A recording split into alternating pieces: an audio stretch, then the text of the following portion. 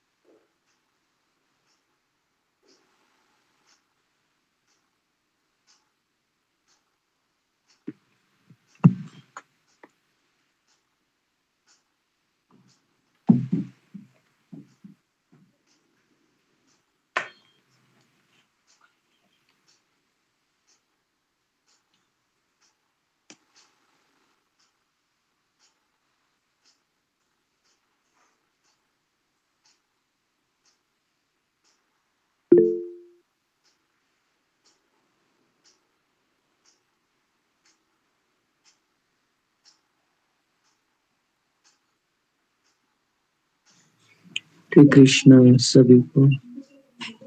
दोनों प्रणाम माता जी, दोनों प्रणाम। दंडवत प्रणाम प्रभु जी। हरे कृष्णा प्रभु जी, दंडवत प्रणाम। दोनों प्रणाम माता जी, दोनों प्रणाम। दंडवत प्रणाम माता जी। दंडवत प्रणाम।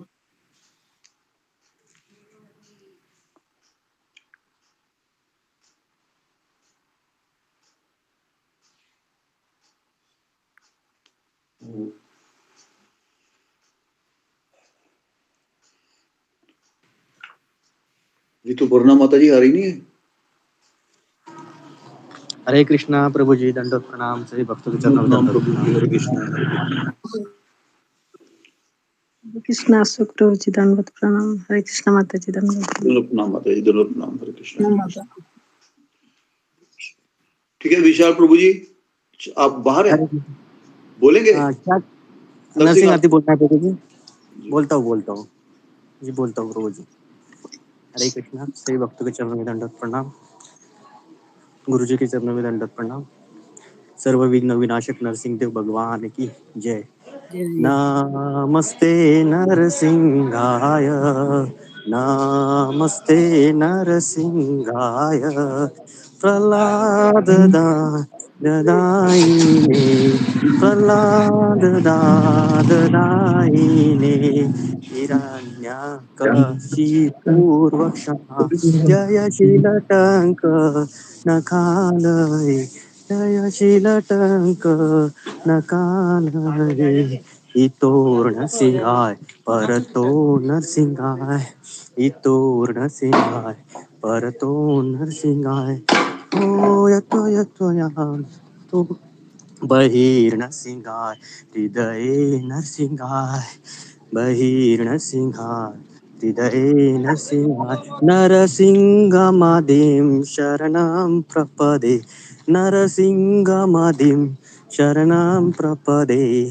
तव करकमलवरे नाकम् अद्भुत शृंगार, दलिता हिरण्यकशिपुतनुभृङ्गा, केशवधृता नरहरिरूपा, जय जगदीश हरे, स्वामी जय जगदीश हरे, स्वामी जय जगदीश हरे, केशवधृता नरहरिरूपा, जय जगदीश हरे, स्वामी जय जगदीश हरे, जय नरसिंह देव, जय नरसिंह देव, विघ्न विनाशक नरसिंह देव, जय नर हरि, जय नर हरि, नर हरि, जय नर हरि, जय जय गुरुदेव,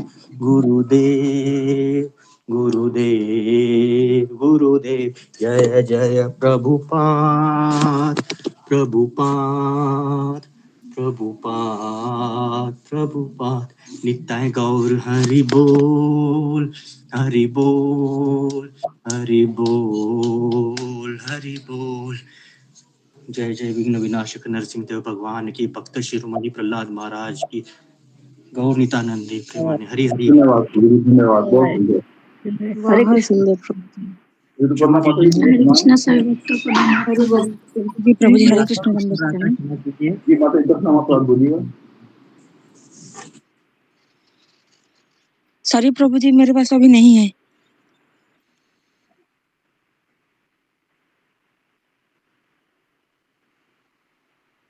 कोई बोलेगा? दिशा प्रभु जी बोलेंगे। हरे कृष्णा सही भक्तों को दंडवत प्रणाम।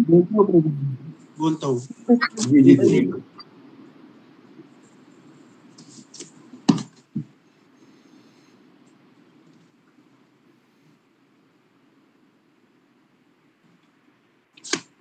मैं बोल दूं प्रभु जी? हरे कृष्णा। ठीक है, बोल दीजिए माता जी। प्रभु जी बोल रहे हैं माता जी। ठीक है। भगवान नाम के प्रति होने वाले 10 नाम अपराध इस प्रकार है। पहला नाम अपराध है पवित्र भगवान नाम का प्रचार करने के लिए जीवन समर्पण करने वाले महाभागवतों की निंदा करना। दूसरा नाम अपराध है शिव ब्रह्मा आदि देवों के नामों को भगवान विष्णु के नाम के समान अथवा उससे स्वतंत्र समझना। तीसरा नाम अपराध है गुरु के आदेशों की अवज्ञा करना।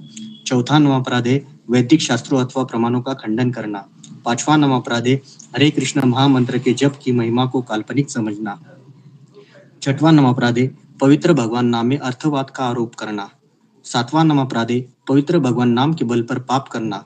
आठवां नाम अपराध है हरे कृष्ण महामंत्र के जप को वेदों में वर्णित एक शुभ सकाम कर्म या कर्मकांड के समान समझना। नौवां नाम अपराध है अंध श्रद्धालु को पवित्र भगवान नाम की महिमा का उपदेश देना। 10वां नाम अपराध है भगवान नाम जप में पूर्ण विश्वास न होना और इसकी इतनी अगाध महिमा सुनने पर भी भौतिक विषय अपने को वैष्णव समझने वाले प्रत्येक भक्त को इन अपराधों से बचना चाहिए, जिससे शीघ्र अभिष्ट सिद्धि प्राप्ति हो। हरे कृष्णा। क्षमा कीजिए, कुछ गलती हो गई। धन्यवाद प्रभु जी, धन्यवाद, बहुत सुंदर। सभी भक्तों के चरणों में दंडवत प्रणाम। ऋतुपर्णा माता जी कल के बारे में बताएंगे? जी प्रभु जी हरे कृष्ण सभी भक्तों को मेरे दंडवत प्रणाम। गुरु जी ने बताया कि 3.19 में कर्म फल से हमको अनासक्त होकर हम जब कार्य करेंगे ये बड़ा कठिन कार्य है। और गुरु जी ने बताया कि बिना गाजर देखकर हम कोई कार्य नहीं करते हैं।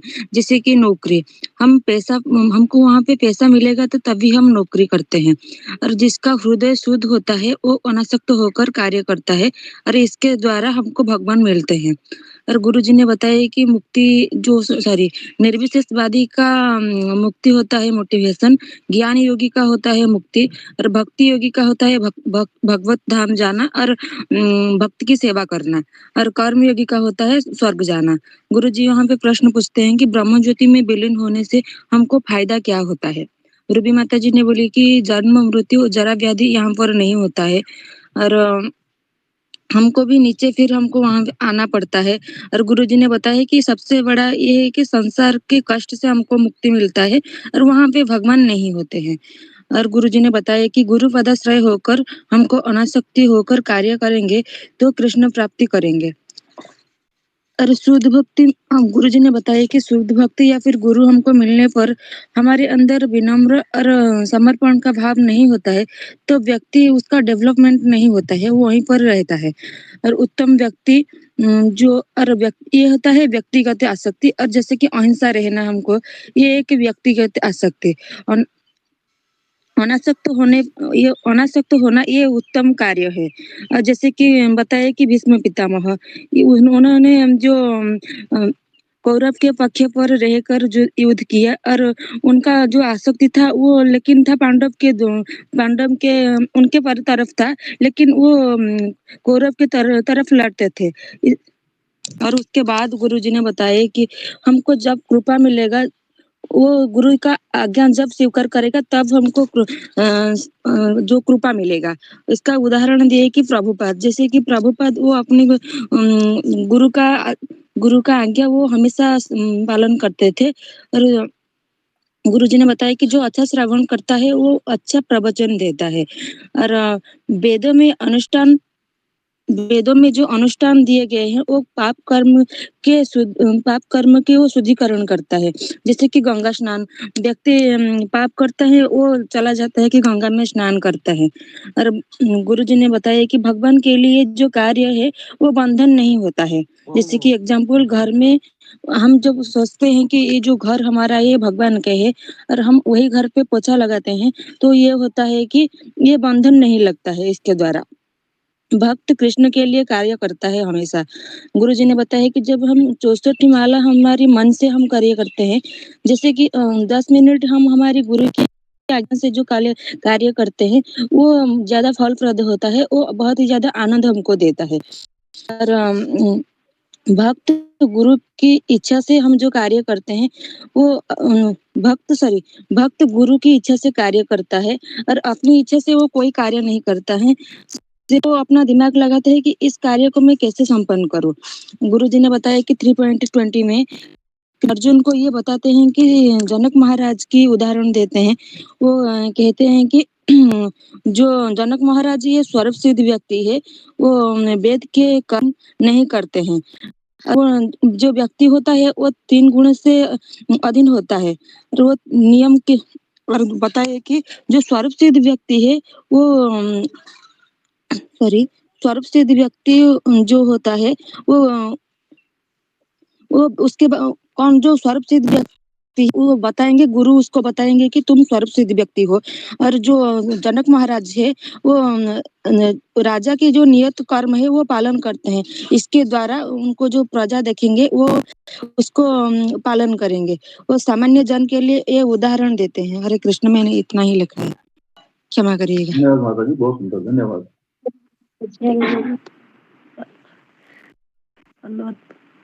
जी धन्यवाद। हरे कृष्णा। तो हम आगे बढ़ते हैं। हरे कृष्ण। दंडवत प्रणाम गुरु जी, धन्यवाद। हरे कृष्ण गुरु जी, दंडवत प्रणाम। सभी भक्तों को दंडवत प्रणाम। कृष्ण हरे कृष्ण। हरे कृष्णा गुरु जी, दंडवत प्रणाम। सभी भक्तों को दंडवत प्रणाम। हरे कृष्ण गुरु जी, दंडवत प्रणाम। हरे कृष्ण। ओम अज्ञानतिमिरान्धस्य ज्ञानाञ्जन शलाकया चक्षुरुन्मीलितं येन तस्मै श्री गुरुवे नमः। माइक को बंद कीजिए कृपया करके सब लोग। जय श्री कृष्ण। नमो विष्णुपदाय कृष्ण प्रेष्ठाय भूतले श्रीमते भक्ति वेदांत स्वामिनिति नामिने नमस्ते सरस्वती देवे गौरवाणी प्रचारिणे निर्विशेष शून्यवादी पाश्चात्य देश तारिणे। जय श्री कृष्ण चैतन्य प्रभु नित्यानंद श्री अद्वैत गदाधर श्रीवास गौर भक्त वृंद। हरे कृष्णा कृष्णा कृष्णा हरे हरे, हरे राम राम राम हरे हरे।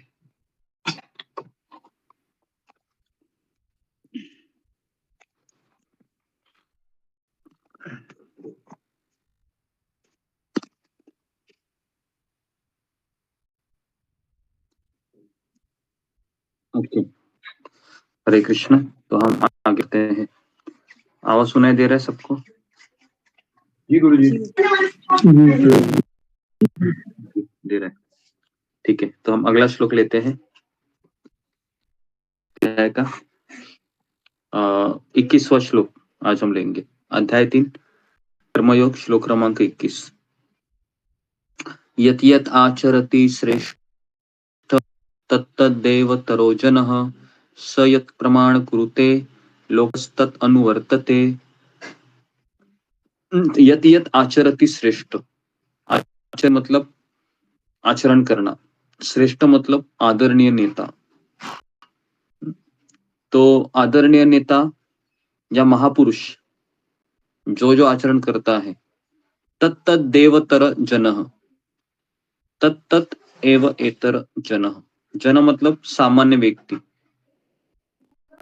तो सामान्य व्यक्ति भी उसी का अनुसरण करता है। महापुरुष जैसे बातें करता है, जैसे कार्य करता है, से ही सामान्य व्यक्ति उसी का अनुसरण करता है। तो यहाँ पर एक शब्द आया है अनुसरण। अनुसरण शब्द का अर्थ है, लिखिए, अनुसरण मतलब कि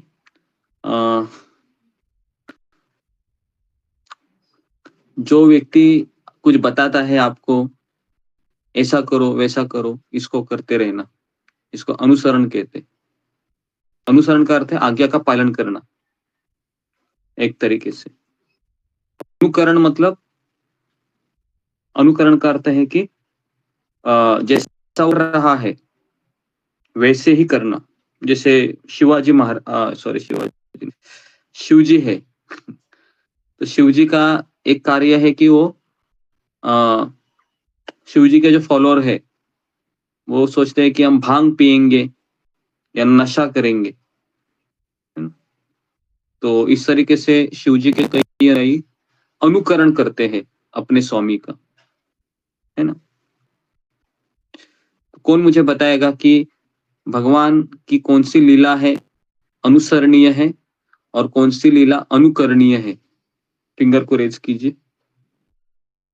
भगवान की कौन सी लीला अनुसरणीय है या भगवान के कौन से अवतार क्या अनुकरणीय है?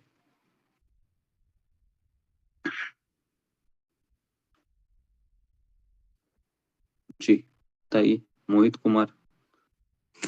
हरे कृष्ण गुरु जी, दंडवत प्रणाम। सभी भक्तों को दंडवत प्रणाम। गुरु जी, भगवान श्री कृष्ण की लीला अनुसरणीय है और भगवान श्री राम की लीला अनुकरणीय है। Very good.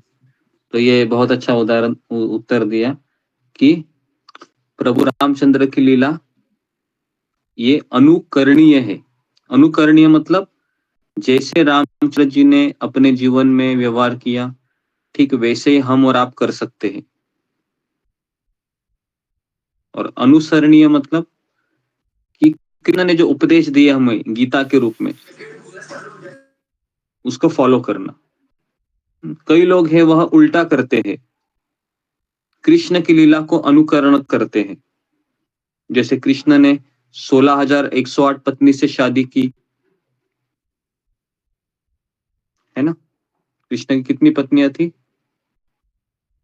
तो 16,108 पत्नियां थी कृष्ण की।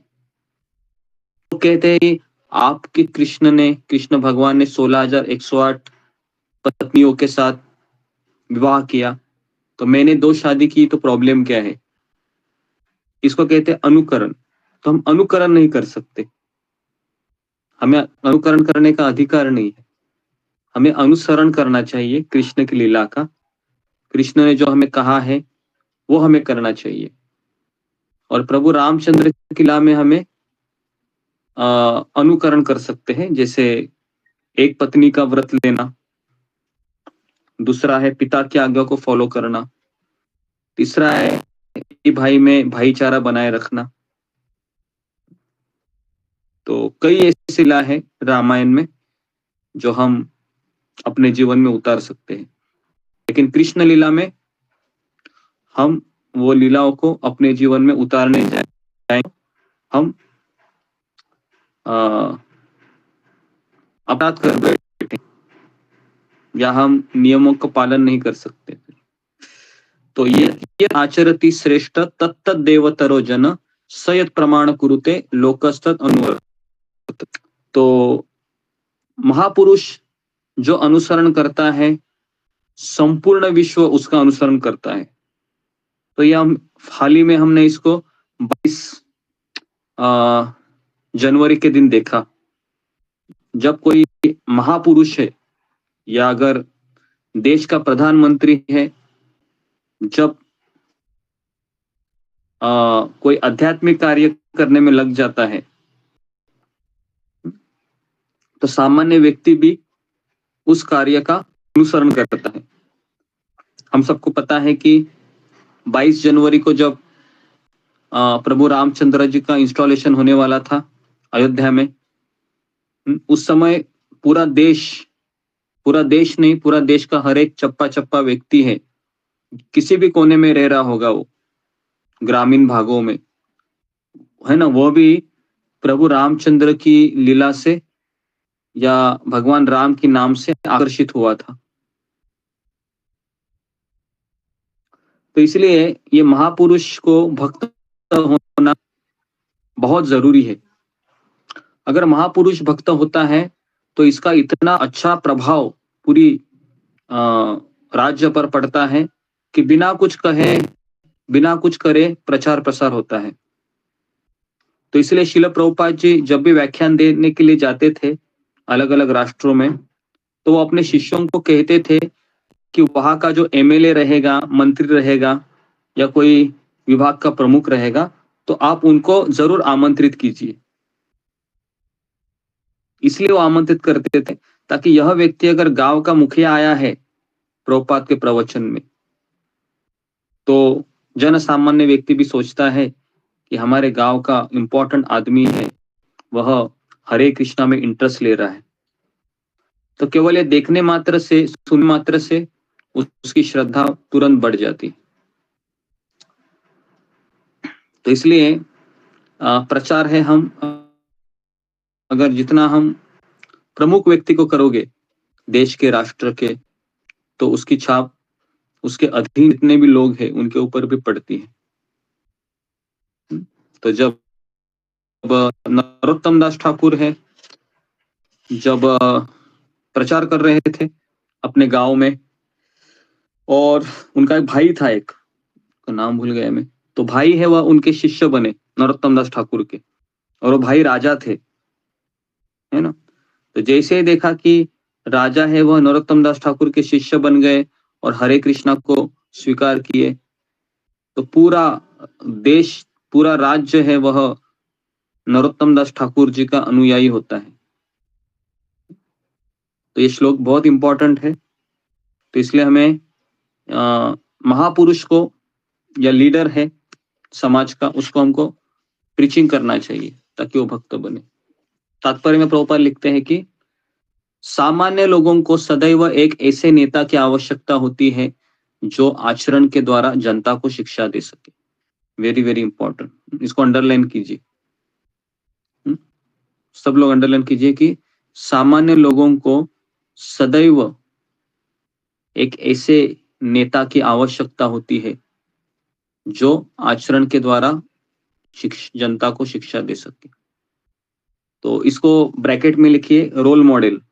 एक शब्द में रोल मॉडल मतलब कोई तो मेरे सामने ऐसा व्यक्ति चाहिए मुझे जो मुझे प्रेरित करे भक्ति करने में, जो मुझे प्रेरणा दे आगे बढ़ने के लिए। तो हम में से आप हो या मैं हूं, कोई भी व्यक्ति हो, उसको भक्ति में आगे बढ़ने के लिए एक नेता की आवश्यकता होती है, और उस नेता को जब देखता है अपने जीवन में तो फिर उसको आगे बढ़ने की इच्छा होती है। तो इसलिए एक ऐसा नेता हम सबके जीवन में चाहिए जो हमें उसको देखने मात्र से हम मोटिवेट हो, उनसे सुनने मात्र से मोटिवेट हो। जैसे शिल प्रभुपाद जी है, परम पूज्य राधानाथ स्वामी महाराज है, तो इनके प्रवचन या इनको देखना, इनसे सुनना, इनके बारे में सुनना, बस इतनी चीजों से ही हम प्रेरित होते हैं। तो राधानाथ स्वामी महाराज जब वृंदावन में थे और भगवान को, राधा रानी को प्रार्थना कर रहे थे कि मुझे आध्यात्मिक गुरु की खोज है, तो गुरु उनको प्राप्त भी होते हैं और फिर वह इस्कॉन के भक्तों का संग लेने का प्रयास करते हैं वृंदावन में। तो महाराज कह रहे थे कि मैं तो प्रभुपाद जी का अभी तक शिष्य भी नहीं बना था, लेकिन जितने भी इस्कॉन के शिष्य थे प्रभुपाद जी के, है ना, वो मेरी लंबी दाढ़ी है और ये सब मेरा जो हुलिया है उसको देखकर, और मैं वृंदावन में रह रहा हूँ, ये समझकर वो मुझे बहुत दबाव डालने लगते थे कि तुम वृंदावन में नहीं रहना चाहिए, प्रचार करना चाहिए। तो महाराज कह रहे थे कि अभी तक मैं शिष्य भी नहीं बना था ऑफिशियली, मैंने बस स्वीकार किया था, लेकिन इस्कॉन के काफी जो शिष्य थे मुझ पर दबाव डालते थे। लेकिन एक समय की बात है कि शिला प्रभुपाद जी वहां पर आ गए। मैं गार्डन में बैठा था वृंदावन में और मैं जप कर रहा था और शिला प्रभुपाद जी आए और ठीक मेरे सामने ही खड़े हुए।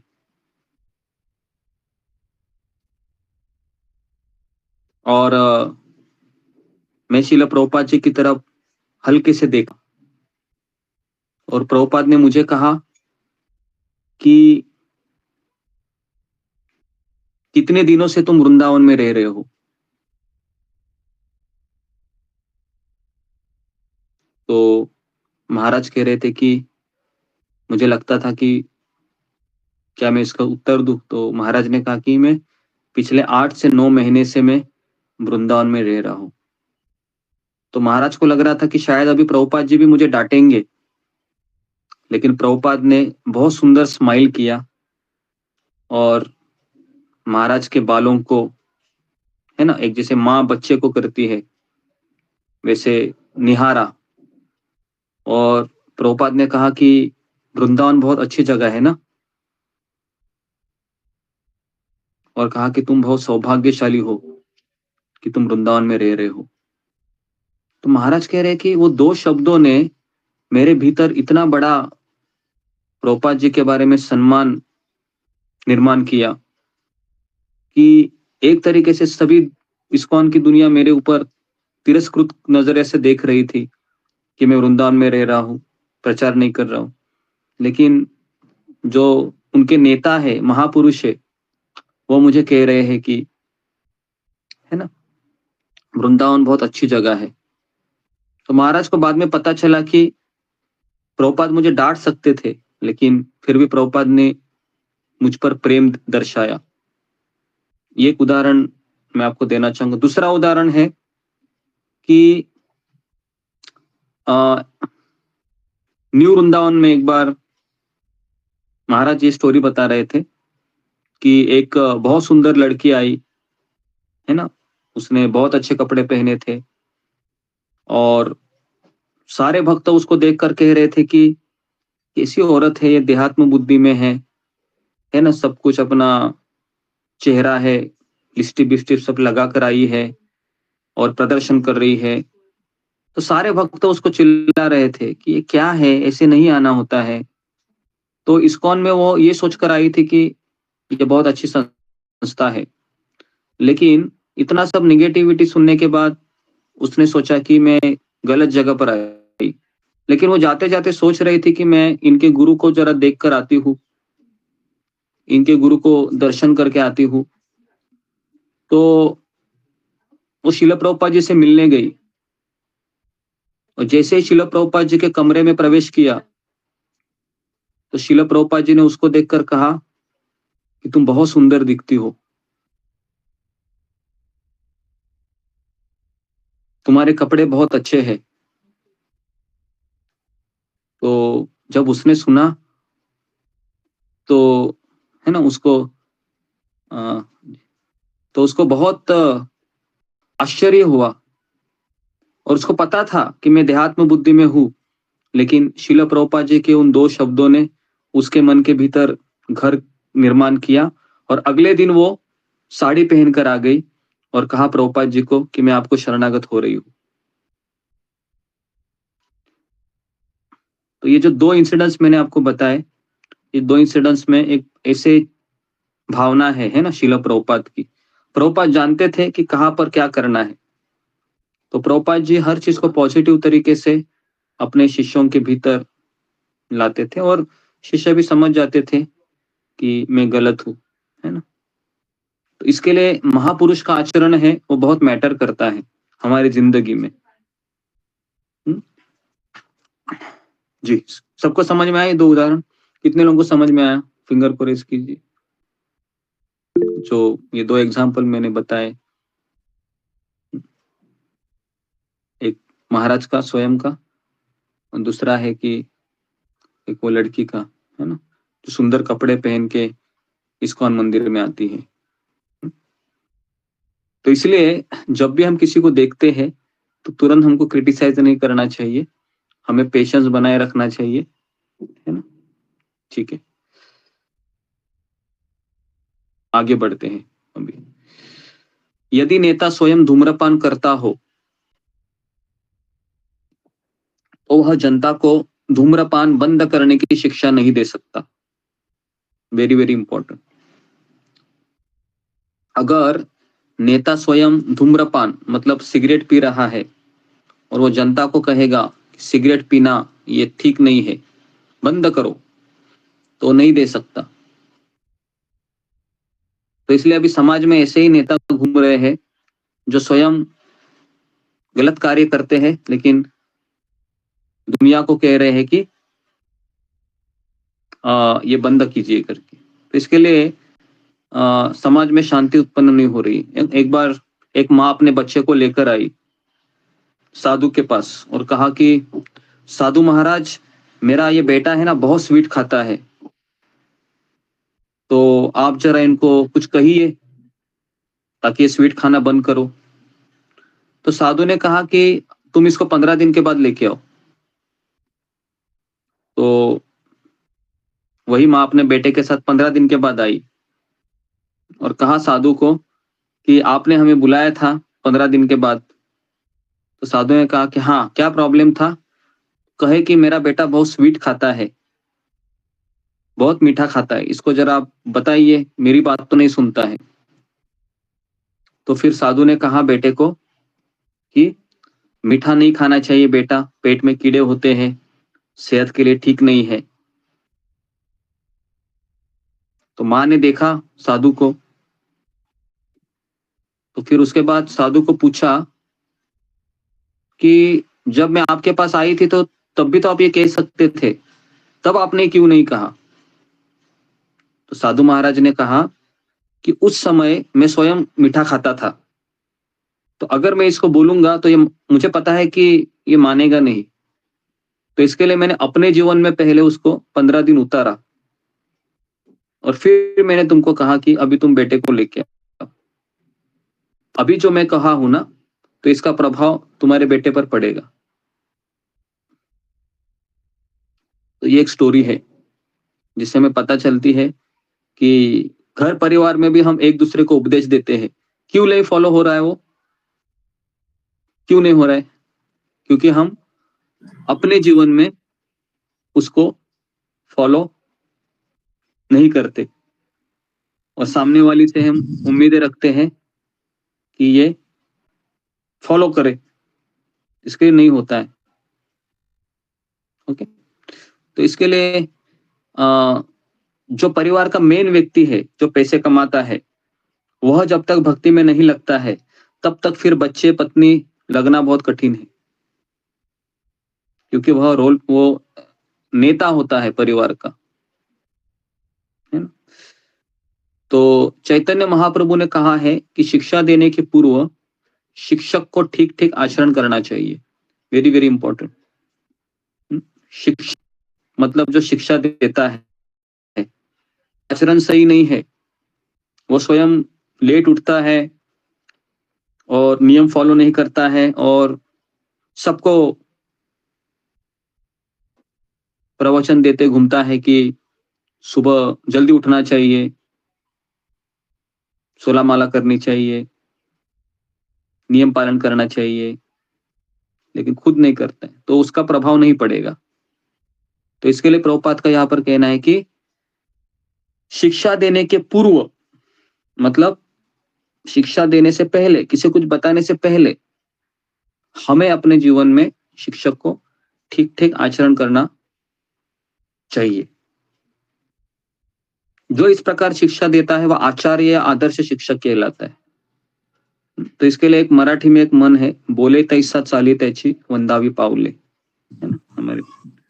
तो बहुत जरूरी है इस चीज को समझना कि जो बोलता है, इसका मीनिंग बता रहा हूं, बोले तैसा चाले मतलब जो बोल रहा है और वैसा अपने जीवन में उतार भी रहा है ना, उसकी वंदा भी पावले मतलब उसके पैर पड़ने चाहिए, उसको नमस्कार करना चाहिए, प्रणाम करना चाहिए।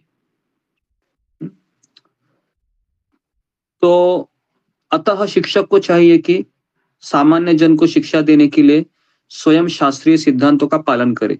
Very very important. तो हम तभी किसी को शिक्षा दे सकते हैं जब हम वो अपने जीवन में फॉलो करें। अगर मैं स्वयं प्याज लहसुन खाता हूँ और मेरे पास आकर कोई कहता है कि मुझे प्याज लहसुन छोड़ना है, तो मैं उसको घंटों प्रवचन दे दूं, लेकिन वो नहीं छोड़ेगा। इसलिए नहीं छोड़ेगा क्योंकि मैंने छोड़ा नहीं है, इसलिए ये बातें अफेक्ट नहीं करती हैं।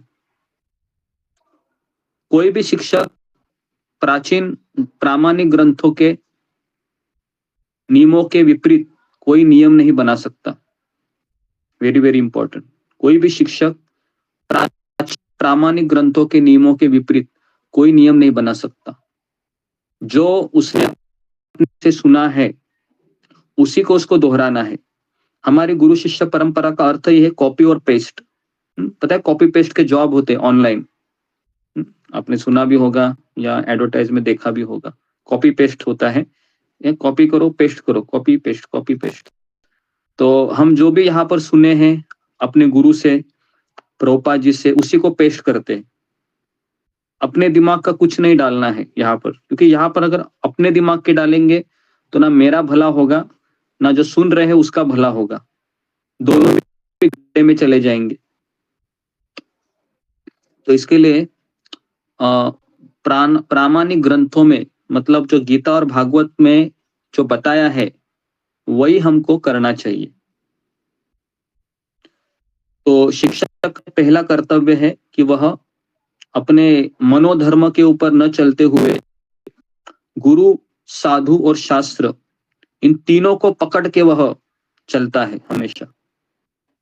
ओके, अपने मत अपना मन ये कुछ काम का नहीं होता है भक्ति में, क्योंकि हमारा मन तो बहुत कुछ सोचे, लेकिन हम मनगढ़ंत कहानियां बताएंगे, कुछ नहीं होने वाला है। क्योंकि हृदय परिवर्तन ये प्रामाणिक जो आचार्य होते हैं उनकी शिक्षाओं के द्वारा ही संभव हो सकता है। मनु संहिता जैसे प्रामाणिक ग्रंथ मानव समाज के लिए अनुसरणीय आदर्श ग्रंथ है। मनु संहिता, अतः नेता का उपदेश ऐसे आदर्श शास्त्रों पर आधारित होना चाहिए। तो कई जगह पर नियम ये चीज बहुत ज्यादा आती है, क्योंकि शास्त्रों में नियम बहुत ज्यादा स्ट्रॉन्ग तरीके से बताए गए हैं। और ये जो 4 नियम है वो हमें मनुष्य बनाते हैं। कई लोग कहते हैं कि हम प्याज लहसुन नहीं खाते हैं, हम नॉनवेज नहीं खाते हैं, लेकिन जब हम उनको पूछते हैं कि क्या आप भगवान की माला का जप करते हैं, तो कहते हैं कि वो नहीं करते हैं। लेकिन हम अहिंसावादी है, हम हिंसा नहीं करते हैं, तो इसका कोई फायदा नहीं होगा। कहते हम शाकाहारी है, तो बताइए कि जानवरों में सबसे बड़ा जानवर है वो हाथी है, वो हाथी भी क्या है, शाकाहारी है ना। तो शाकाहारी जीवन का लक्ष्य नहीं है। जीवन का लक्ष्य क्या है, भगवान का नाम लेना अपनी जीवा पर और लेते रहना बिना थके बिना रुके, ये जीवन का लक्ष्य है।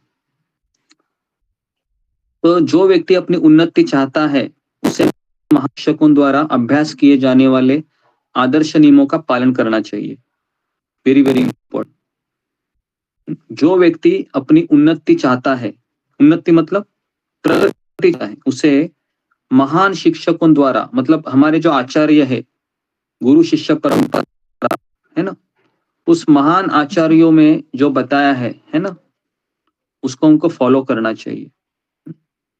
जी, तो आप में से कितने लोगों को कौन से आचार्य अच्छे लगते हैं, आपको प्रेरित करते हैं, बताइए, फिंगर को रेज कीजिए। कम से कम 1-2 आचार्य के नाम आप बताइए, है ना, नहीं तो फिर कैसे समझ में आएगा। जी।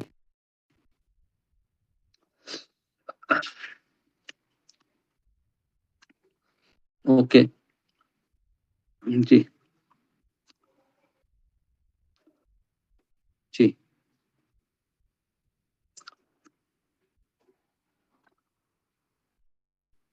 जी, सात्विक वर्मा। हरे कृष्णा गुरुजी, दंडवत प्रणाम सभी गुरुजी, माता जी को दंडवत प्रणाम। गुरुजी मुझे सनातन गोस्वामी, ध्रुव गोस्वामी, इनका बहुत अच्छा आचार्य लगते हैं। रघुनाथ भट्ट गोस्वामी, ये तीनों बड़े अच्छे लगते हैं। ओके, हरे नेक्स्ट। कृष्णा। क्यों अच्छे लगते हैं वो भी बताना है आपको, केवल नाम मत बताना है। ओके जी।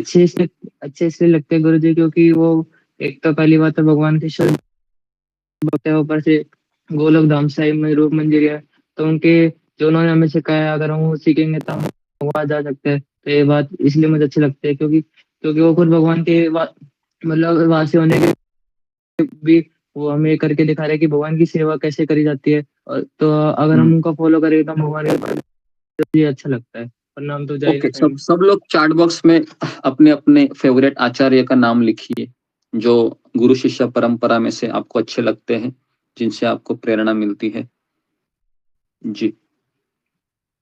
चैट बॉक्स में लिखिए, सब कोई कर सकता है ना, सब लोग बोलने के लिए। हमारे ग्रुप में ऐसे काफी भक्त हैं जो सोचते हैं कि हम कैसे बोलेंगे, लोग क्या सोचेंगे पता नहीं, तो इसके लिए ऑप्शन ठीक लगता है कि टाइप कीजिए, एटलीस्ट टाइप तो कीजिए जी।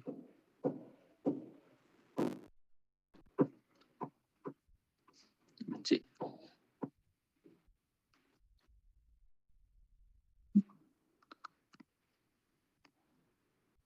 ओके जी। तो ज्यादा वोटिंग प्रभुपाद जी को मिल रही है।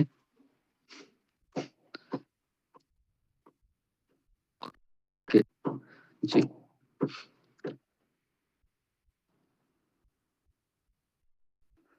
ओके, राधानाथ स्वामी महाराज को भी वोटिंग मिल रही है।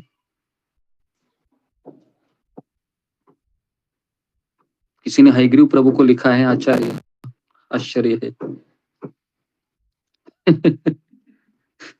हाँ जी। ओके, तो सबने लिखे हैं, राधानाथ स्वामी महाराज, श्रील प्रभुपाद जी,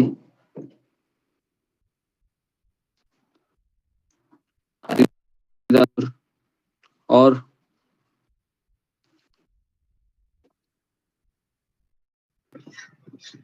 ओके, तो सबने लिखा, सबने टाइप किया, सब लोग टाइप कीजिए, एटलीस्ट आपके हाथों के द्वारा आज आज जाएगा आपका। एटलीस्ट आप उसको टाइप करेंगे, उनका स्मरण करेंगे, हमारे आचार्यों का। ओके जी, सबने लिखा होगा जी। ओके, तो हम आगे बढ़ते हैं अभी।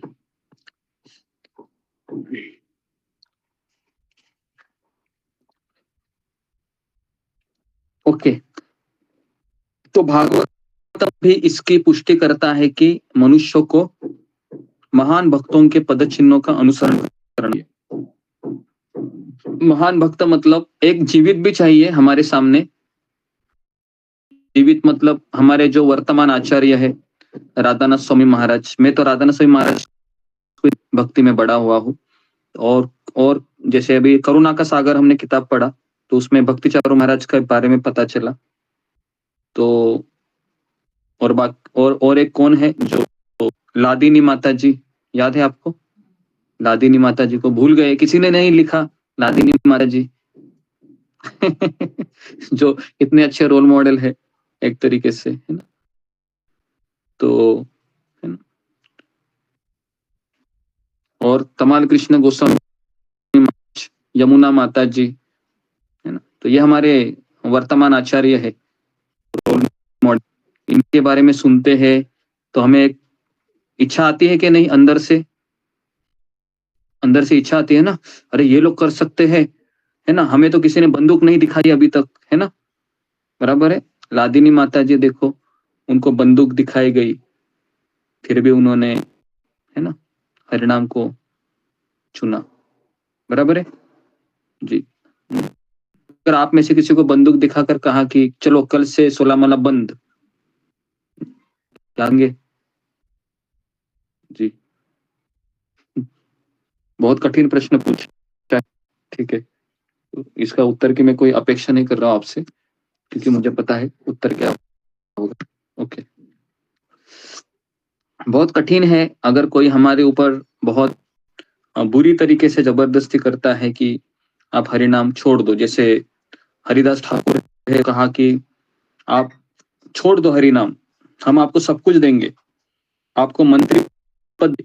हरिदास ठाकुर बोले कि मेरे शरीर के 100 टुकड़े भी करेंगे, उन 100 टुकड़े में से एक टुकड़ा आप ले लीजिए, उसके भी 100 टुकड़े कीजिए, और उसमें से एक टुकड़ा अगर आप आपके पास नजदीक लेके कहेंगे कि, और अगर आप उनसे सुनेंगे तो वो भी रहता हुआ दिखाई देगा, वो भी हरे कृष्ण महामंत्र बोलेगा। तो इतना कन्विक्शन कैसे आ सकता? बराबर है। ये जो डायलॉग हरिदास ठाकुर का है बहुत जबरदस्त है। वो कहते हैं कि खंड खंड मेरे देह के खंड खंड करके है ना काटा भी जाएगा, मेरा हर एक जो शरीर का अंग है हरिनाम लेगा, है ना। ये तो जोश आता है कि नहीं? सुनते कि जोश आता है कि हरिदास ठाकुर जी इस तरीके से कर सकते हैं, बोल सकते हैं। तो एटलीस्ट मुझे तो 16 माला अपनी करनी चाहिए ना। कोई बोल तो नहीं रहा है ना आपको मत करो, नहीं बोल रहा है, फिर भी हम नहीं करते हैं। बराबर है, कम से कम इतना तो सही। तो आप बोलेंगे नहीं नहीं हमें चैलेंज अच्छे लगते, कोई हमको आकर सामने खड़ा हो जाए, है ना, फिर हमको मजा आएगा हरिदास ठाकुर की तरह, हम भी बोलेंगे। ऐसा नहीं होता है। जब चैलेंजेस नहीं है तो 16 माला नहीं हो रही हमारी, बराबर है। तो इसके लिए हमको माला करनी चाहिए और सुबह उठना भी चाहिए। कई भक्त सुबह उठते नहीं है, अभी पता नहीं कैसे होगा। धीरे धीरे फिर आपकी भक्ति करने की इच्छा चली जाएगी। जैसे हम सुबह उठना बंद किए, वो जो रस है ना, भक्ति रस, वो धीरे धीरे चला जाता है और फिर आप वापस उसी मोड में चले जाते हैं। फिर वापस आपको वही गाने, वही सॉन्ग अच्छे लगने लगते हैं, वही दिनचर्या अच्छे लगने लगती है, मोबाइल में घूमना ज्यादा अच्छा हो जाता है। तो इसलिए कृपया करके आप सभी लोग सुबह 4 बजे आ जाइए, गर्म पानी से नहाइए, 3-3 सॉक्स पहनिए, 2-2 जैकेट पहनिए, लेकिन आइए। समझ में आ रहा है? ऐसा मत बोलिए कि ठंड है क्या करे। मैं तो कहता हूँ कि सॉक्स पे ना 4-4 जोड़ी सॉक्स से पूरा एकदम बड़ा बड़ा आपका पैर कीजिए, ताकि एक हवा की बूंद ना। बहुत सारे विकल्प दे रहा हूँ। आप 3 जैकेट पहनिए, है ना, पूरा अपना सर है ढकिए, लेकिन आ जाइए, गुरुजी मैं भी 2 जोड़ी पहनती हूँ। है ना। 2 जोड़ी क्यों, 4 जोड़ी पहनो, लेकिन, है ना। अच्छा, ये बराबर है ना। तो हम ऐसे 4 बजे भी मैं देखता हूँ, आश्चर्य लगता है कि क्या हो गया है। गीता भी सुन रहे, भागवत सुन रहे, शर्म चाहिए हमें। अगर हम इतना क्लासेस सुनकर भी हम 4 बजे नहीं आ पा रहे, बहाने दे रहे। बहाने क्यों देना है, सुन तो रहे आप। नहीं तो फिर यमराज के पास जाएंगे, उनको बहाना देना पड़ेगा। तो बेटर है आ जाइए, है ना, सुबह। कल देखता हूं मैं कितने लोग आते हैं। तो भागवत में इसकी पुष्टि की गई है कि मनुष्य को महान भक्तों के पदचिन्हों का अनुसरण करना चाहिए और आध्यात्मिक बोध के पथ में प्रगति का यही साधन है। चाहे राजा हो या राज्य का प्रशासन अधिकारी, चाहे पिता हो या शिक्षक, ये सभी अबोध जनता के नेता माने जाते हैं। Very very important. ये 3 लोग हैं जो समाज के नेता हैं। नंबर राजा, मतलब हमारे प्रधानमंत्री नरेंद्र मोदी। नंबर 2 पिता, जो हमारे घर में रहते हैं और हमारा एजुकेशन फी भरते हैं और हमारे लिए हर चीज लाते हैं, वो पिता। और तीसरा है शिक्षक, जो हम स्कूल में जाते हैं, कॉलेज में जाते हैं और हमको पढ़ाते हैं, वो शिक्षक। ये अब के नेता माने जाते हैं। बराबर है, बराबर कि नहीं, है ना। मुझे याद है कि मैं इस्कॉन में गया था, तो मेरे माता पिता बहुत हताश हो गए थे, कह रहे थे कि किसकी नेता है, एटलीस्ट मैं एक समाज के नेता को बुलाता हूँ। तो उन्होंने मेरे क्लास टीचर को बुलाया था घर में। साइंस के क्लास टीचर आए थे, मैथमेटिक्स के आए थे, है ना, और एक आए थे, प्रिंसिपल आए थे स्कूल के, मुझे समझाने के लिए कि तुम ये माला जप करना छोड़ दो, करियर पे ध्यान दो करके, है ना। तो ये समाज के स्वाभाविक नेता होते हैं जो हमें कहते हैं कि माला मत करिए, करियर पे ध्यान दे जी। लेकिन मैं नहीं सुन पाया उनकी बात, क्योंकि शुरुआत में बहुत जोश होता है कि नहीं। आप भक्ति में आते हैं तो शुरुआत के दिन याद कीजिए, ऐसा जोश होता है ऐसा जोश होता है कि किसकी भी नहीं सुनते हैं, सोचते हैं हम बराबर कर रहे हैं, क्यों सुने, भगवान का नाम लेना गलत है क्या, इस तरीके से। तो हमें नहीं सुनना चाहिए। खास करके एक चीज तो बिल्कुल नहीं सुनना चाहिए, अगर कोई कहता है कि आप भगवान का नाम मत लो, चाहे हमारा पिता हो, माँ हो या कोई भी हो, ये एक चीज हम फॉलो नहीं कर सकते, बाकी सब हम सुन सकते हैं उनका। कोई आपको कहेगा कि आप भगवान का नाम ना लो, ये आप कभी नहीं सुनने का, कोई भी हो चाहे, है ना। ठीक है, लेकिन मुंह पर मत बोलो, उनके मन में बोलो, ठीक है ठीक है ठीक है ठीक है, और सुनिए मत। नहीं तो आप उनको जोर से बोलेंगे, हमें लेक्चर में बताया गया है कि ये सब नहीं सुनेंगे, तो कल से आपका लेक्चर ही बंद होगा थोड़ा सा दिमाग लगाने का भी काम कीजिए, ओके। एज इट इज मत उतारिए कोई भी चीज। तो चाहे राजा हो, पिता हो या शिक्षक हो, है ना, ये सब हमारे नेता है। तो आजकल का राजा भी, अभी नरेंद्र मोदी अच्छा राजा है ना, लेकिन कई ऐसे देश के राजा है, वह ना भगवान का नाम का जप करते हैं, ना कोई आध्यात्मिक संस्था से जुड़े हुए हैं। पिता हो तो हम देखते हैं अभी पिता है, वह अपने पुत्र को इंजीनियर, डॉक्टर या सीए या फिर बड़ा बड़ा पायलट वगैरह बनाने के पीछे लगे रहते, है ना, बराबर है। अगर बेटा पिता के पास कर कहता है, पिताजी पिताजी मैं इस्कॉन मंदिर में गया था, मुझे गीता मिली है, पिता पता है क्या कहता है, पिता कहता है बेटा जब बूढ़ा होगा ना तब ये गीता जरूर पढ़ना, अभी करियर पे ध्यान दो, तुम्हारे लिए मैंने 2 लाख रुपए भरा है इंजीनियरिंग में, वेस्ट चला जाएगा मेरा, ये गीता बाद में पढ़ो। तो अभी ये पिता है, अरे है ना, क्या करेंगे, अभी कुछ नहीं कर सकते। तीसरा है शिक्षक। हम सबको पता है अभी हमारे शिक्षक केवल ऐसे शिक्षक है जिनको केवल विद्या आती है, लेकिन आध्यात्मिक विद्या के बारे में कोई जानकारी नहीं है। तो इसलिए अभी पूरे समाज के नेता ही एक तरीके से दूषित हो गए हैं, तो फिर क्या करेंगे वो। तो हमारा सबसे बड़ा प्रॉब्लम ये है समाज के, कि समाज के नेता ही अभी प्रदूषित हो गए हैं, तो कलुषित हो गए हैं। तो हम किसकी तरफ देखें। अगर कोई व्यक्ति आता है, अरे भगवत गीता पढ़ो, माला करो, तो वो क्या बोलेगा, अरे समाज के नेता देखो क्या कर रहे हैं, तो तुम मुझे गीता पढ़ने को बोल रहे हैं, मैच ही नहीं हो रहा है। तो बहुत जरूरी है कि ये समाज के नेता है, पिता, शिक्षक और राजा, ये तीनों सुधरने चाहिए।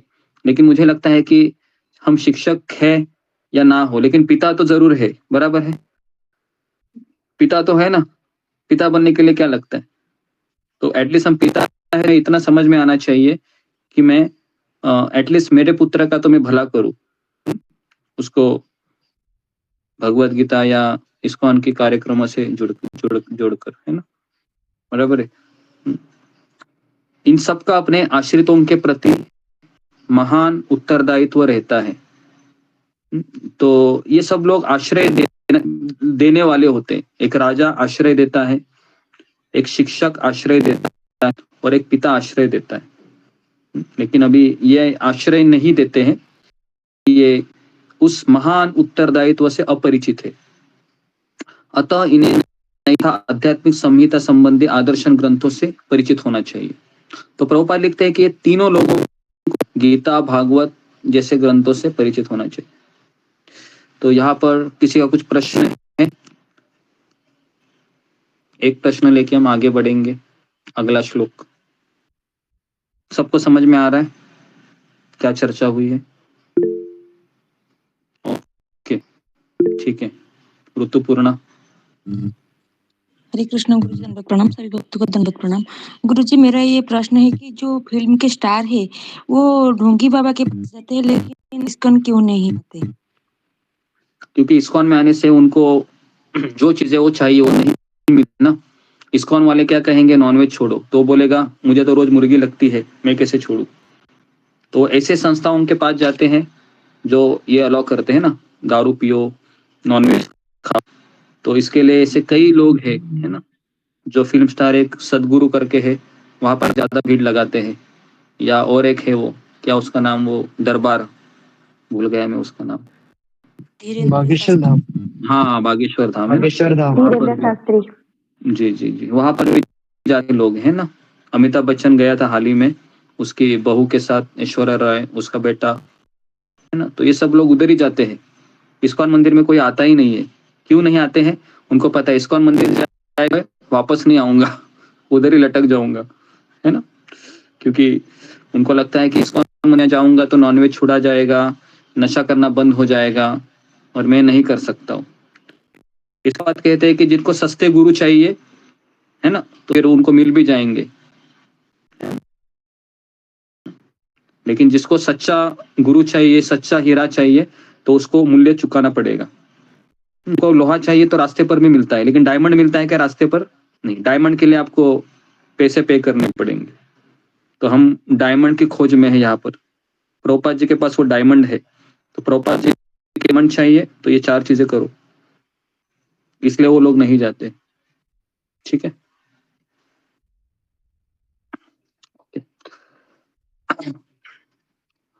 ओके, अगला श्लोक पे हम जाते हैं। तो ओके, अशोक चावला प्रभु अगला श्लोक पढ़िए। जी गुरुदेव। हे प्रताप पुत्र, तीनों लोकों में मेरे लिए कोई भी कर्म नियत नहीं है, न मुझे किसी वस्तु का अभाव है और न आवश्यकता ही है, तो भी मैं नियत कर्म करने में तत्पर रहता हूँ। तात्पर्य पढ़ना गुरु जी? हाँ पढ़िए। वैदिक साहित्य में भगवान का वर्णन इस प्रकार हुआ है, परमेश्वर नियंताओं के नियंता है और विभिन्न लोकपालों में सबसे महान है, सभी उनके अधीन हैं। सारे जीवों को परमेश्वर से ही विशिष्ट शक्ति प्राप्त होती है, जीव स्वयं श्रेष्ठ नहीं है। वे सभी देवताओं द्वारा पूज्य हैं और समस्त संचालकों के भी संचालक हैं। अतः वे समस्त भौतिक नेताओं तथा नियंताओं से बढ़कर हैं और सबों द्वारा आराध्य हैं। उनसे बढ़कर कोई नहीं है और वे ही समस्त कारणों के कारण हैं। उनका शारीरिक स्वरूप सामान्य जीव जैसा नहीं होता। उनके शरीर तथा आत्मा में कोई अंतर नहीं होता। वे परम हैं। उनकी सारी इंद्रियां दिव्य हैं। उनकी कोई भी इंद्रिय अन्य किसी इंद्रिय का कार्य संपन्न कर सकती है। अतः न तो कोई बढ़कर है, न ही उनके तुल्य है। उनकी शक्तियां बहुरूपीय हैं, फलतः उनके कार्य प्रकृति अनुक्रम के अनुसार संपन्न हो जाते हैं। ये श्वेताश्वर उपनिषद में लिखा है। क्योंकि भगवान ने प्रत्येक वस्तु ऐश्वर्य से यहाँ पर रुक परिपूर्ण जाइए, यहाँ पर रुक जाइए। ठीक है, ओके। तो ये जो श्लोक है इसको आज हम कवर करते हैं 15 मिनट में, और फिर हम, तो ये बहुत इंपॉर्टेंट श्लोक है कि कृष्ण अर्जुन को ये बताना चाह रहे हैं कि न मे पार्थ कर्तव्य त्रिषु लोकेशु अकिंचन। तो भगवान कहते हैं कि तीनों लोकों में मेरे लिए कोई भी कर्म नियत नहीं है। मेरे लिए मतलब भगवान के लिए। भगवान कहते हैं कि तीनों लोकों में, ऊर्ध्व लोक, मध्य लोक और नीचे के लोक, तो ऐसे तीनों लोकों में मेरे लिए कोई कर्म नहीं है। मैं अगर नहीं भी करूंगा तो कोई प्रॉब्लम नहीं है। न मुझे किसी वस्तु का अभाव है, भगवान कहते, मैं अपने में पूर्ण हूं, और न मुझे किसी की आवश्यकता है। तो आप कहोगे कि फिर कृष्ण ने शादी क्यों की 16,108 पत्नियों से? कौन मुझे बताएगा? फिंगर को रेज कीजिए। भगवान कहते हैं कि मुझे किसी वस्तु का अभाव नहीं है, ना आवश्यकता है। फिर भगवान इतने सारे भक्तों को लेकर क्यों हमेशा घेरे रहते हैं? जी बताइए। ओके, प्रीति अग्रवाल। हरे कृष्णा गुरुजी, दंडवत प्रणाम। गुरुजी, वो जो उनकी पत्नियां थी वो उनकी भक्त थी, तो वो उनकी इच्छा थी कि हम उनको पति रूप में वरण करें, तो उन भक्तों की इच्छा पूर्ति के लिए ही भगवान ने उनसे शादियां की थी। मतलब इसमें से भगवान तो आत्माराम है, उन्हें किसी की आवश्यकता नहीं है, लेकिन वो भक्तों की प्रसन्नता के अपनी लीलाएं करते हैं। जी गुरुजी। ओके, धन्यवाद जी। नेक्स्ट सुजाता माता जी। गुरुजी, दंडवत प्रणाम। भगवान ये रसराज है, हर प्रकार की संबंध से वो रस ग्रहण करना चाहते हैं। ओके, नेक्स्ट वृषाली तट। हरे कृष्ण गुरुजी, दंडवत। सभी भक्तों को दंडवत प्रणाम। गुरुजी, सुजाता माता जी ने कहा कि जिस तरह से भगवान एक रसराज है, उन्हें अलग अलग रसों का आस्वादन करना अच्छा लगता है, अलग अलग संबंधों में वो रसों का आस्वादन करते हैं, इसलिए वो शादी भी करते हैं, अलग अलग भक्तों से प्रेम का आदान प्रदान करते हैं। हरे कृष्ण। ओके जी, तो भगवान को किसी चीज भाव नहीं है, भगवान अपने में परिपूर्ण है, लेकिन उनके ऊपर जो आश्रित भक्तगण है ना, जैसे कहा कि उन भक्तों को सुख प्रदान करने के लिए वह इतने रिश्तों से स्वीकार करते हैं, चाहे पत्नी के रूप में हो, मित्र के रूप में हो, दास के रूप में हो या प्रेमी के रूप में हो।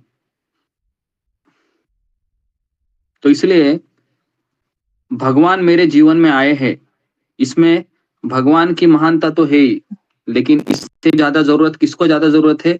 भगवान को है, मुझे भगवान की ज्यादा जरूरत है, भगवान को मेरी जरूरत है। क्या लगता है आपको, किसको किसकी जरूरत है? मुझे ज्यादा जरूरत है। हमें ज्यादा जरूरत है भगवान की, बराबर है, मुझे ज्यादा जरूरत है। क्योंकि आपको पता है जब भगवान वैकुंठ में चलते हैं तो हजारों लक्ष्मियां हैं, वह झाड़ू मारने के लिए वहां पर तैयार होती है, हजारों लक्ष्मियां वैकुंठ में, है ना, लाइन खड़ी है भगवान की सेवा करने के लिए।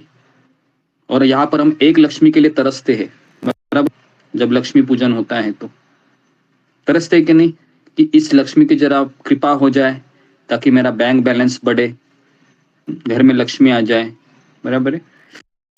तो इसलिए वृंदावन में, गोलोक वृंदावन में कई लक्ष्मियां हाथ में झाड़ू मारकर भगवान की एक कृपा कटाक्ष को, है ना, तरसती है, वो तरसती है।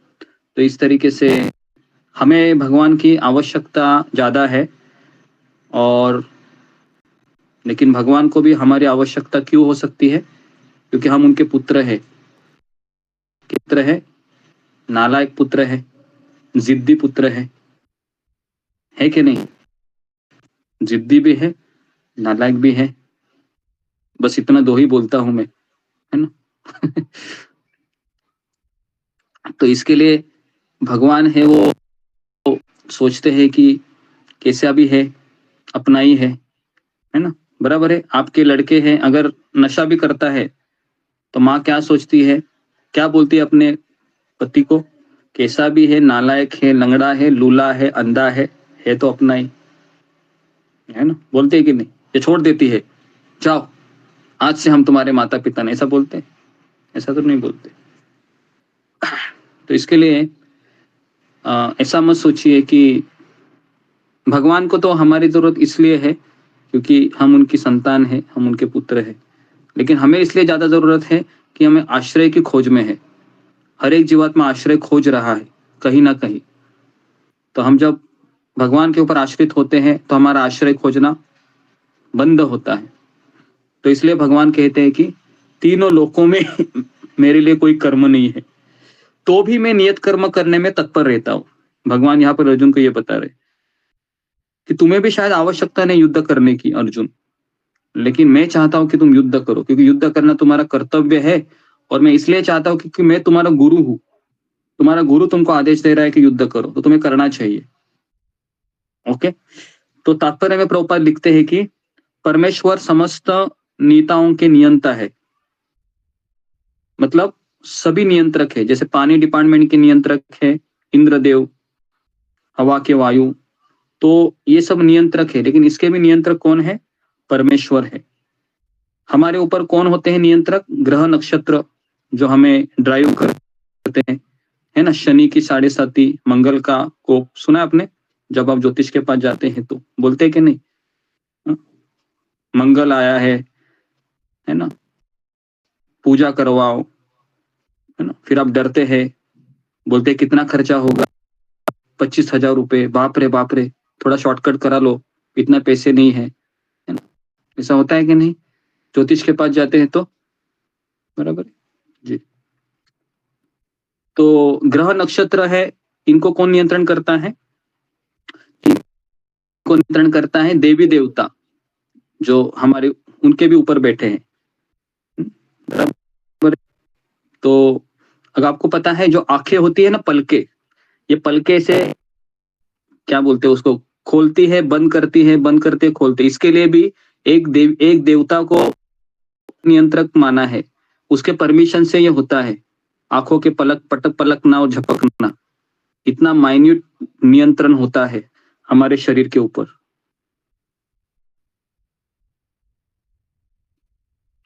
आपने कभी सोचा ऐसे? आपने नहीं सोचा होगा ना। क्या मैं पलके अभी झपक रहा हूं तो कोई देवता मुझे परमिशन दे रहा है? मैं तो नहीं मांग रहा हूं, लेकिन उसके परमिशन से ये होता है, कोई देवता है ना। ये हमारे हर एक शरीर का नियंत्रण करता है, ठीक है। और भी देवताओं के ऊपर है दुर्गा देवी, जो इन देवी देवताओं के ऊपर शासन करती है। और दुर्गा देवी के ऊपर है भगवान श्री कृष्ण, जो 3 गुणों को ये दुर्गा देवी को चलाते रहते। तो इसलिए भगवान समस्त नियंत्रों के नियंत्रक है, विभिन्न लोकपालकों में से महान है, सभी उनके अधीन है। अगर कोई कहेगा कि मैं भगवान के अधीन नहीं हूं, तो उसका स्टेटमेंट है ये मूर्खतापूर्ण रहेगा, क्योंकि हम सब लोग भगवान के अधीन है। हवा के लिए किसके अधीन है हम? ऑक्सीजन कौन देता है? ऑक्सीजन नरेंद्र मोदी ऑक्सीजन देते हैं? वायु नहीं देते जी, वायुदेव हम्म। ऑक्सीजन दे रहे हैं, बराबर है। ये सूर्य है, ये सूर्य के ऊपर हमारे प्रधानमंत्री का नियंत्रण है कि वो कहेगा कि तो तभी चलेगा, तभी नहीं है। तो इसलिए ये सब उनके अधीन है, भगवान के हैं। और सारे जीवों को भगवान से ही विशिष्ट शक्ति प्राप्त होती है वो चलाने की। और जीव स्वयं श्रेष्ठ नहीं है, जीव कभी श्रेष्ठ हो ही नहीं सकता। जीव मैक्सिमम ब्रह्मा जी बन सकता है, मैक्सिमम, उसके ऊपर वो नहीं जा सकता, कितना भी हाथ पैर मारे। वे सभी देवताओं द्वारा पूज्य है और समस्त संचालकों के भी अतः वे समस्त भौतिक नेताओं तथा नियंताओं से बढ़कर है और सबों द्वारा आराध्य, मतलब पूजा करने योग्य है। आराध्य भगवान ब्रजेश तनिया तद्धाम वृंदावन। तो हमारे सबके आराध्य देव है भगवान श्री कृष्ण, उनसे बढ़कर कोई नहीं है, हाँ? और वे ही समस्त कारणों के कारण है ना। ईश्वर परम कृष्ण सच्चिदानंद विग्रह अनादिर आदिर गोविंद सर्व कारण कारण। उनका शारीरिक सामान्य जीव जैसा नहीं होता है। इसके हमने सुबह ही चर्चा की कि भगवान का शरीर सच्चिदानंद होता है। दिखने में आपको लगता है कि इनको भी खरोच आ रही है, इनके शरीर से भी खून आ रहा है।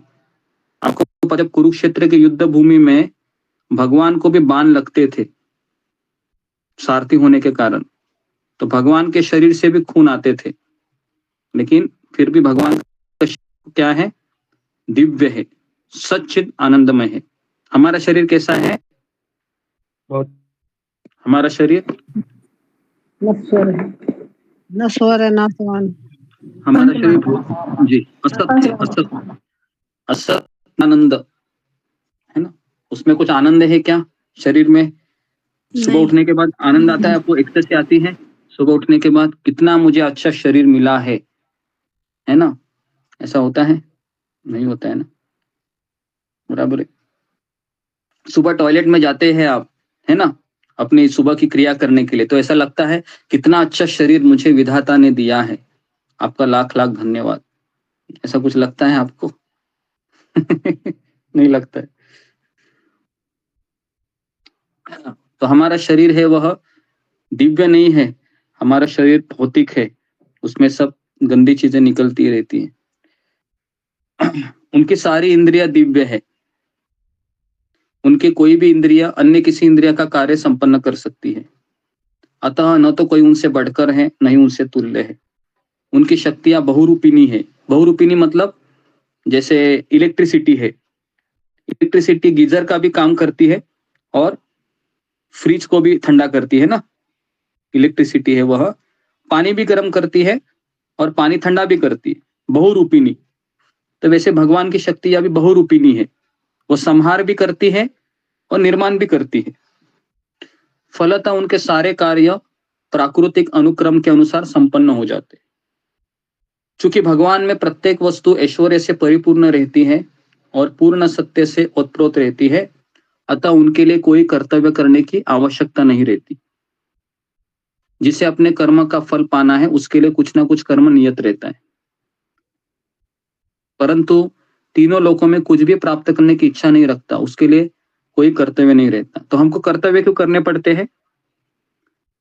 क्यों करने पड़ते हैं? क्योंकि हमें कुछ न प्राप्त करने की इच्छा है कि नहीं? इच्छा कुछ तो प्राप्त करे, तो इसके लिए हमें कर्तव्य करने पड़ते हैं। फिर भी क्षत्रियों के नायक के रूप में भगवान कृष्ण कुरुक्षेत्र की युद्ध भूमि में कार्यरत थे, क्योंकि क्षत्रियों का धर्म ही दीन दुखियों को आश्रय प्रदान करे। यद्यपि वे शास्त्रों के विधि विधानों से सर्वथा ऊपर है, फिर भी वे ऐसा कुछ भी नहीं करते जो शास्त्रों के विरुद्ध है। तो भगवान कभी शास्त्रों को बाहर नहीं जाते हैं, शास्त्रों को फॉलो करते हैं वो, है ना, क्योंकि उनको पता है कि मैंने शास्त्रों का निर्माण किया है, अगर मैं उसको तोड़ दूंगा तो फिर सारे लोग भी उसको तोड़ देंगे और इस तरीके से समाज में उत्पात मच जाएगा। तो इसके लिए भगवान है वह इस तरीके से कार्य करते। ओके, तो मैंने 2 श्लोक कवर किए हैं, तो किसी कुछ प्रश्न है आज के ऊपर तो फिंगर को रेज कीजिए, अगर नहीं है। जी जी, सात्विक वर्मा। हरे कृष्ण गुरुजी, दंडवत प्रणाम। प्रभु माता जी को दंडवत प्रणाम। गुरुजी, मेरा आपसे एक क्वेश्चन, जैसे आपने अभी बताया कि जो सच्चिदानंद शरीर होता है, अगर उसमें थोड़ी सी, अगर उसमें पीड़ा भी लगती है तो हमें उसका कष्ट नहीं होता है क्या? जैसे बाई चांस अगर हमें रक्त बाहर है, ऐसा नहीं होगा जैसे भगवान का था, तो हमें उसमें कष्ट नहीं होगा बाई नहीं, चांस कष्ट अगर नहीं चोट भी होगा। लगती है तो? चोट लगती है या कुछ भी होता है ना, तुम्हें कोई मारता है, मारेगा तो नहीं ऊपर, लेकिन नहीं चोट मारेगा, नहीं ये आती है, पता। कुछ नहीं होगा। अगर खून भी आता है तो भी दर्द नहीं होगा, है ना। तो ऐसा वो शरीर है, सच्चिदानंदमय शरीर। लेकिन वो शरीर आसानी से नहीं मिलता है, तो उसके लिए बेसिक चीज है कि सुबह 4 बजे उठकर जपा में आना चाहिए, तब जाके कहीं तो वो शरीर प्राप्त हो सकता है। नेक्स्ट, मोहित कुमार पुराण। हरे कृष्ण गुरुजी, दंडवत प्रणाम। से भक्त दंडवत प्रणाम। गुरुजी, मुझे एक अनुमति चाहिए थी, मेरी कजिन बहन है, वो उसे गीता के लेक्चर चाहिए, तो मैं आपका सजेस्ट किया हूँ तो क्रैश कोर्स या डिप्लोमा कोर्स है, तो उसमें से किसे भेजना बेहतर रहेगा?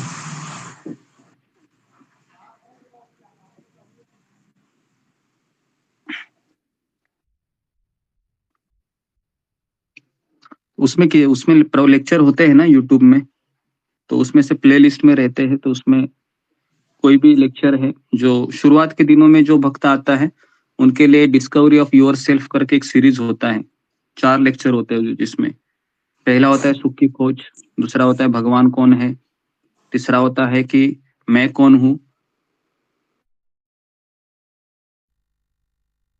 लोगों के साथ अच्छा क्यों है ना। हमने लेक्चर दिए हैं, तो वो प्रिफर करना चाहिए भगवत गीता से भी पहले। ठीक है, ठीक है, बहुत है गुरुजी। नेक्स्ट जस्मिता पत्री। हरे कृष्ण गुरुजी, धन्यवाद, प्रणाम। गुरुजी, आपने कहा कि कृष्ण का जो कृष्ण भगवान कृष्ण कहते हैं कि मैं मतलब वो जो करते हैं, तो अगर वो करेंगे मतलब वो अगर ब्रेक करते हैं तो सब इंसान वही करेंगे। तो वो युद्ध में तो गुरुजी उन्होंने बहुत कुछ उन्होंने ब्रेक किया। तो क्या उस हिसाब से अभी भी सब व्यक्ति ऐसे ही चलते हैं? क्योंकि उन्होंने कहा कि उन्होंने तो युद्ध में तो बहुत कुछ ब्रेक किया। भीष्म पितामह उन्होंने कहा था युद्ध नहीं करेंगे, अस्त्र नहीं उठाएंगे, भीष्म पितामह के पीछे उन्होंने गए।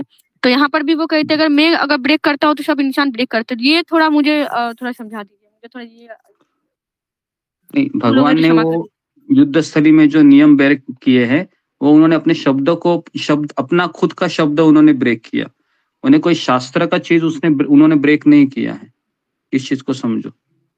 उन्होंने जो अपना शब्द था, अपना जो वचन था, उसको तोड़ा। भगवान ने शास्त्र के किसी नियमों को नहीं तोड़ा। समझ में आ रहा है? तो इसके लिए वो भगवान ने ऐसा कुछ किया नहीं, कभी शास्त्र को भगवान ने तोड़ा नहीं, है ना जी। नेक्स्ट, भगवान से तो शास्त्र आते हैं ना, तो वो अलग दोनों कैसे हो गए? भगवान से शास्त्र आते हैं, लेकिन भगवान वहां पर एक व्यक्ति के रूप में, मनुष्य के रूप में अवतार लिए थे। तो एक मनुष्य के भांति उन्होंने कुछ वचन लिए थे कि मैं ऐसा करूंगा, लेकिन वो नहीं कर पाए। तो शास्त्र भले भगवान ने लिखे हैं, लेकिन वो शास्त्र लैखिक रूप में अलग होते हैं, जैसे गीता है, भागवत है। और वो व्यक्ति के रूप में उन्होंने कुछ जो भी वचन दिए थे उन्होंने तोड़ दिए। वो तोड़ भी क्यों दिए वो भी समझना चाहिए, क्योंकि उन्होंने अपने भक्त का शब्दों को खरा करना था। भक्त के शब्दों को उन्होंने इंपॉर्टेंस दिया, तो इसके लिए उन्होंने तोड़ दिया। ये भी लोग दुनिया को पता है। भगवान ने अपने व्यक्तिगत स्वार्थ के लिए तोड़ा क्या? वो जो उन्होंने नियम ब्रेक किया, ऐसा तो नहीं है। ठीक है, नेक्स्ट मोनी कुमारी। हरे कृष्णा गुरुजी, दंडवत प्रणाम। उनका शरीर तथा आत्मा में कोई अंतर नहीं है, ये समझ में नहीं आया। सच्चिदानंदमय शरीर ही एक आत्मा का एक स्वरूप होता है ना। आत्मा मतलब ही सच्चिदानंदमय शरीर है। आत्मा का लक्षण ही है सच्चिदानंदमय, है ना। अभी तो उस आत्मा के ऊपर दो कोटिंग चढ़ी है। एक है सूक्ष्म शरीर का, मन बुद्धि अहंकार का, और दूसरा है स्थूल शरीर का, जो पंच महाभूतों से बना हुआ है। लेकिन आत्मा का शरीर, आत्मा मतलब वो शरीर ही आत्मा मतलब वही शरीर सच्चिदानंदमय। आत्मा और सच्चिदानंदमय शरीर में कोई फर्क नहीं है, वो एक ही है। ठीक है, नेक्स्ट रंजना माता जी। हरे कृष्णा प्रभु जी, आपके चरणों में दंडवत प्रणाम, भगवती को दंडवत प्रणाम। प्रभु जी, जैसे डॉक्टर लोग जो होते हैं तो ऑपरेशन करते हैं, मतलब अपने इसमें क्लिनिक पे, जैसे जहाँ पे भी जो भी करते हैं, तो सारे मतलब हर तरह का ऑपरेशन करते हैं। तो वो सब देखते हैं ना कितनी मतलब शरीर में गंदगी है, इतना सब कुछ ऑर्गन्स है, सब इतने सारे है। तो ये सब देखकर उनके मतलब विरक्ति नहीं आती कि शरीर में कुछ नहीं रखा? विरक्ति उससे नहीं आती। विरक्ति उससे थोड़ी आती। विरक्ति आने के लिए आध्यात्मिक गुरु से जुड़ना चाहिए ना। जैसे अभी स्मशान भूमि में जाते हैं कि नहीं लोग? कोई अगर मरता है तो जाते हैं ना, अग्नि भी देके आते हैं जी। लेकिन अग्नि देने के बाद क्या करते हैं? सुधरते हैं क्या? नहीं सुधरते हैं ना, नहीं, वापस मजा मस्ती शुरू होती है। तो इसके लिए ये सब एक बद्ध जीव देखे सुने कुछ भी करे, वो सुधरता तभी है जब वो गुरु से जुड़ता है, क्योंकि यही प्रोसेस है। ठीक है जी प्रभु, बहुत बहुत धन्यवाद। प्रीति अग्रवाल। गुरुजी, जो आपने हमें भागवतम का महात्म्य करवाया था, उसकी डाउनलोडिंग PDF डाउनलोडिंग के लिए क्या सर्च करना पड़ेगा गूगल में? भागवत महात्म्य करके एक फोल्डर है, PDF फाइल इन हिंदी, है ना। तो वो एक 35 MB का फाइल है, वो भागवत महात्म्य, वो मिल जाता है। ठीक है थैंक यू। ओके, तो यहाँ पर मैं रुकता हूँ। आप सबका बहुत बहुत धन्यवाद। शिल प्रभुपाद की जय, गुरुदेव की जय।